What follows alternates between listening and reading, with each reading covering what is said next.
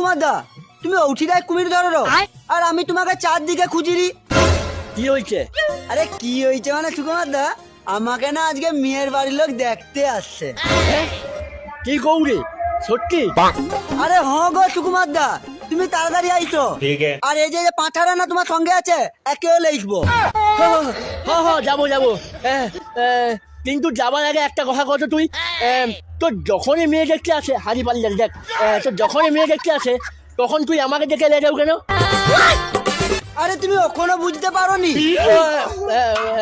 হ্যাঁ চুম্মা আমি বুঝে গেছি। তুই কেন আমাকে যাবি? আমি এলাকার সম্মানীয় এক ব্যক্তি না? আরে না গো সুকুমার দা, ওসব কিছু না। তাহলে কি? আরে সুকুমার দা, তুমি এখনো বুঝতে পারোনি?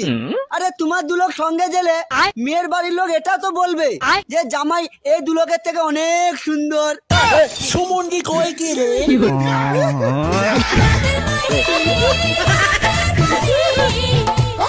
ওই, ওই, ওই, শালা।